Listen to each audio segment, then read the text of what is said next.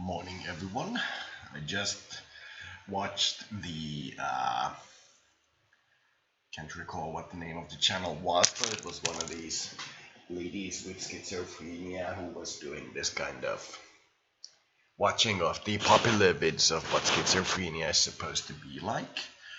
And I watched her explain what her symptoms are like and what she feels the disease is like and so on and so forth. It was very educational, and a few things came up that I may want to talk about at least a little. You regular subscribers may have noticed that I uploaded about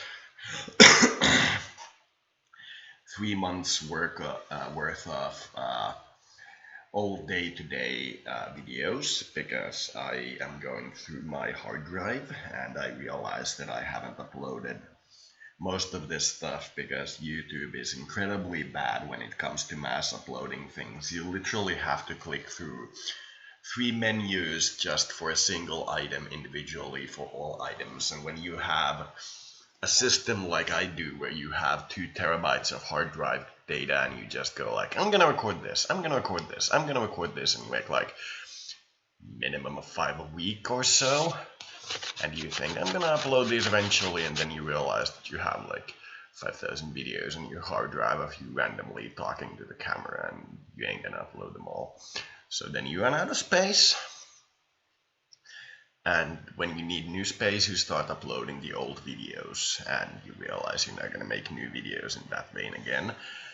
Which also reminds me that I'm not gonna be making daily videos. I have decided that that is far too much. The random this that we have going, while interesting, is perhaps not worth the effort, is the word I'm looking for here. We're already 2 minutes in and I felt like I talked for 30 seconds. That's a symptom. That's a symptom. So, on schizophrenia, I wrote a long post on the video that the lady made, where I described being a spiritually inclined person who was actually looking for the voices to balance out the emptiness of the mind and the bad ideas that an empty mind with no voices entails. This seeking of voices as such for me began when I started to understand that most people actually have a voice in their head, and it's called a conscience or an ego. I didn't have that. I had an empty mind where you could literally hear the pin drop of your own thoughts. There was no one else in there. It was just me. And for the longest time, it was really hard to associate with people because they didn't seem real. They literally felt like something was missing, like they were dumb in some way. They were non-emotional, they were non-responsive, and this I have somewhat explained in some of my videos due to the 1990s economic depression and all the shit that it caused to our society, and how hard it was on the adult population, and how the kids suffered because of it, and how such depressions tend to fuck people up. But in the short, I didn't have a voice in my head. I didn't have a conscience. So when I started to learn about the concept of conscience, I was still kind because I thought that that's what you're supposed to do. It wasn't because of some immaterial object telling me be kind and shaking a finger at me from the top of a cloud. It was just like, be kind. Then when somebody wasn't kind to me, there was literally the sense of, okay, now you can be a douche. And I didn't hold back at all when somebody wasn't kind to me. I was evil. So when I started doing my spiritual work, one of the first things I wanted to do was contact my guides, which is what normal scientists would say schizophrenia. I very specifically wanted a dialogue in my head. I wanted a feeling of otherness in my head. I wanted not to be alone, if you will. And it worked quite well. For me, for a vast majority of time, the voices are supportive, nice, they are kind. Some of their suggestions and things that they talk about are clearly not something that a human should or could do. So sometimes you do have to tell them that because you're the human, you know that that's a bad idea, even though it may look like a good idea from beyond the clouds or from the astral, if you will. But from a close-up view as a human, you can say that, yeah, that's a bad idea.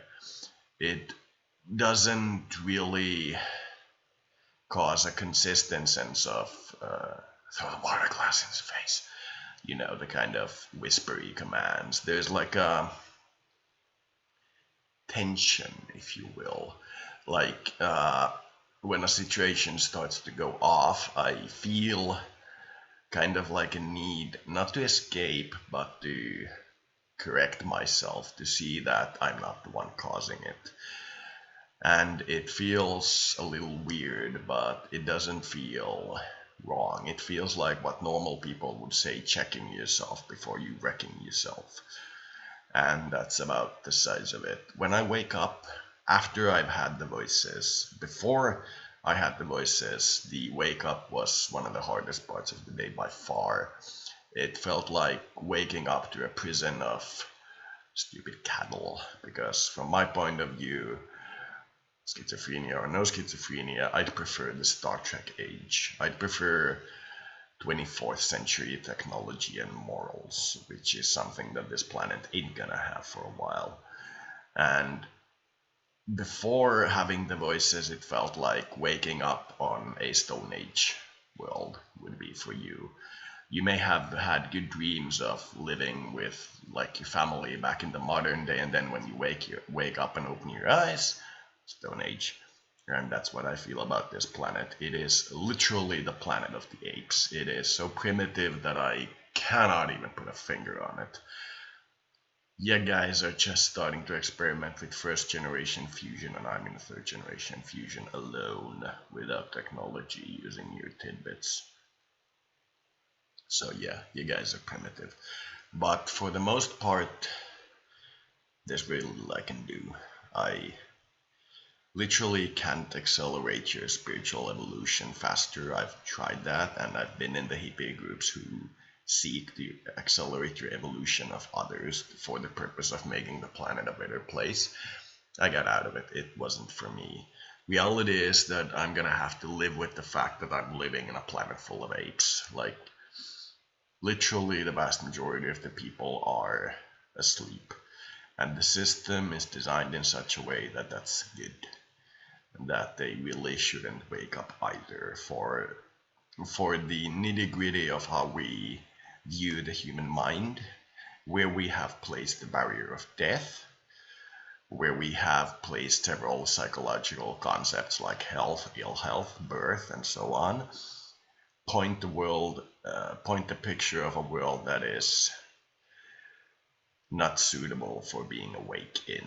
It is a world where being awake is more dangerous than being asleep. You can be a 500-pound diabetic that eats 10,000 kilocalories an hour and just lies in their bed all day, and you will be treated with far more respect and kindness than your average schizophrenic.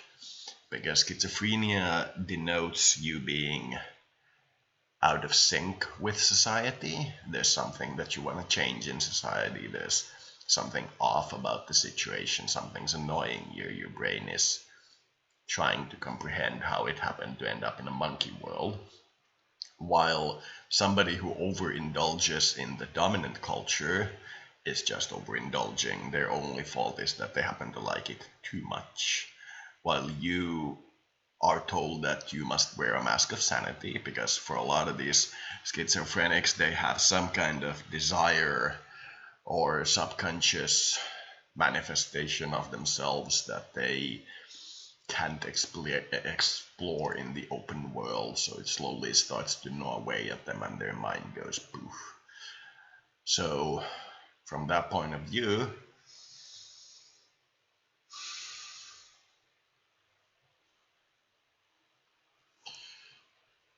it's better to overindulge in the culture and be considered greedy than it is to refuse the culture and live by yourself and be considered a heretic.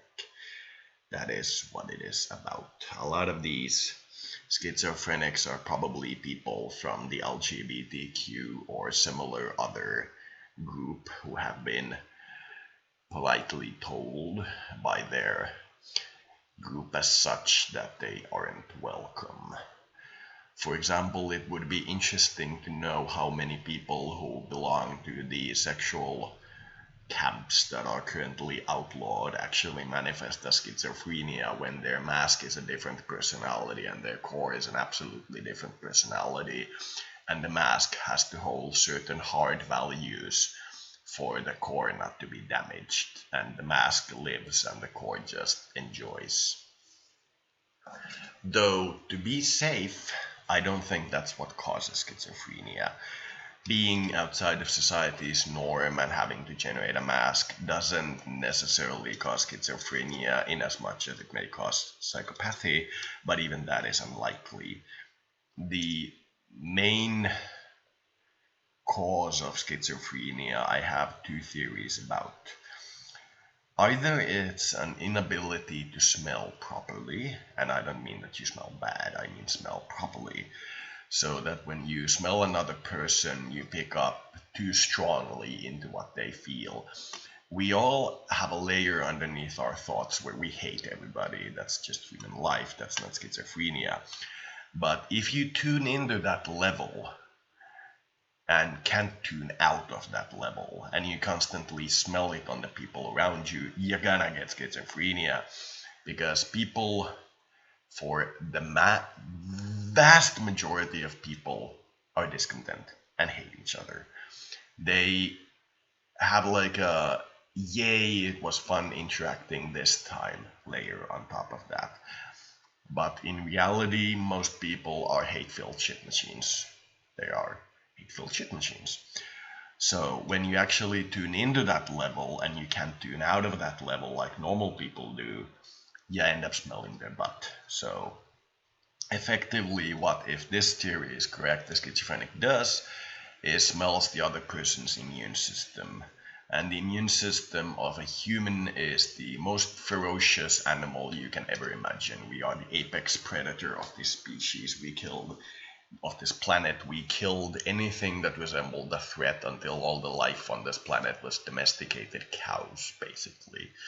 So you have, as a modern human, zero chance of defeating and possibly less than zero chance of understanding your immune system. It is an absolutely ferocious animal. It is beyond belief ferocious. And if you have an idea that the world is good and your immune system actually disagrees with you on a fundamental level, you're gonna have a problem. So when you go around the world and your immune system warns you that these people are conspiring and evil and such and such and such, and you say, oh no, all people are good and they come from the Lord's light, your immune system is gonna get you fucked. It's gonna attack you. But if you smell people properly, you only smell what they are actually intentionally putting out. You don't smell their butt, if you will, or the immune system, if you will. So one of my theories is that this is a smelling problem, in that you smell the pheromones of the other people, and this is kind of weird way of putting it, but you smell from the wrong end. You don't start from the end of where everything is nice and they only put their nice stuff in, but you start from your end of, I wonder what this person is actually like. And the universe is going to show you, and they're going to be a douche, because people are douches. People are assholes with asshole coding. Now, that's one theory, but that is just one theory. Now, the other theory I have is that somehow your immune cells, the white blood cells or similars, which are usually responsible for eliminating anything that looks interesting in your body, are somehow getting past the blood-brain barrier or having some sort of effect on the brain, so that it's actually an immune response, so that what you would normally not visibly or audibly recognize as threat signals from somebody else, say your friend having a bad day and you going like, he's having a bad day, must help him. While if you have the immune system in your brain, you're gonna think like, he's having a bad day, wonder when he's gonna attack me for it. So perhaps it is some form of infection upon the brain, not from an external source that we could track as such as a disease, but through some form of faulty brain-blood barrier. Your brain has a large number of white blood cells floating around. This is a theory, and based on what I've seen and observed, it might work, but I doubt it. The current theory is that it's a dopamine feeding error, and that does have a certain merit to it. When you do get the negative mind or the negative thoughts that you might have, there seems to be a sense of not going through the trouble that you see. In all psychedelic strong experiences, what you are near always told by the people giving you the stuff, if they are even remotely confident and able to be in the right mind, is that never shrink away from something that scares you, go straight through it. So perhaps this dopamine feeding error is that you see something scary and you don't go, that's nice, and go through it, but rather you start to avoid it, and then it becomes a part of yourself because you haven't gone through it. It just kind of swirls into your background, and that might be something to do with the manifestations of it, but I don't know. From my limited scanning of this disease and the time I've been diagnosed with it, I must say that it does indeed feel like the wrong smelling thing. It does indeed feel most like you are smelling something of the people's immune system that you're not supposed to smell. And for some people, you instantly recognize that it's their subconscious that you're smelling. It's not them. You can push it out of your mind. They are also pushing it out of their mind, so you don't need to hold their subconscious mind. Most people simply realize that and go like, I'm just picking up something weird. Maybe they had a bad case of diarrhea. But the other things are also possible. There are some implications to the everybody is an asshole at core theory, which has more to do with your religions than mine. If everybody is an asshole at their core, it really doesn't change my religion or opinion. But for scientists to have to admit in our current social standing that people are actually, at their core, hunters, and they are seeking each other as prey, that would absolutely change our paradigm so much that it might actually be better just to medicate the disease away. But as I've said, that might be schizophrenia in and of itself. So it's a hard disease. It's especially hard for people who know that they don't want to trust governments, don't want to trust doctors, who have an actual claim of being negatively influenced by governments or healthcare practices, and then are told that their feelings of being hurt by the government are a disease. For those people, the treatment options are not going to work. If you are, say, a conspiracy-minded alt-righter, and you happen to end up getting into the left's mental health care center for being conspiracy minded, there is nothing you can say to them that will convince them, and there's nothing they can say to you that will convince you, because they literally live in different worlds. And the more this trend of the opposition is just acting stupid, they don't know what they're talking about, yada yada, continues, you're gonna see a continuation of these diseases because people are gonna rebel. And there's no way around it. So, what is schizophrenia? In the broadest understanding, it is the about 40 to 45% of the total planetary population who in some way hear voices, who in some way have an audible internal dialogue. That's about 40% of the planetary population. Now, these people aren't schizophrenics in that they aren't yet causing problems for society, only a portion of them do. But according to fairly reasonable studies done by people, the rough estimate of how many people think audibly is around 40%, and the rest think in colors or shapes. So literally, when you ask a person who hears voices but is not a schizophrenic, they will admit to having an internal dialogue. In the worst case scenario, if you happen to be studied by somebody who belongs to the opposite camp, you're gonna have a trouble. In the best case scenario, you just considered the aberrant, but still, you're gonna have trouble. Now, the thing here is that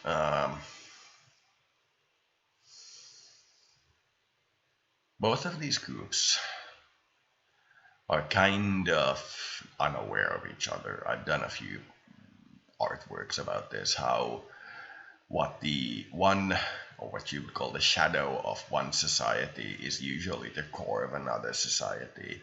So if you here in the West believe that schizophrenia is bad, you could go to India and say you're a holy man and they would absolutely worship you. That is kind of what I mean. And you could say that being worshipped and seen to in a temple surrounding may actually be as beneficial, therapeutically speaking, as being seen to in a hospital environment. That is how they see it. I was thinking of showing some videos here, but I think I'll probably end this here. So, I will do one thing. So, long story short, schizophrenia may be smelling other people's butt by accident. It may also be immune system malfunctions and so on. And 40% of people think audibly. They think in sounds or speeches or people talking to each other. And only about 5% of people are actively schizophrenic or schizoaffective or have some sort of actively negative mindscape. So that's about it. I hope you all enjoyed my take on schizophrenia in English. Thank you.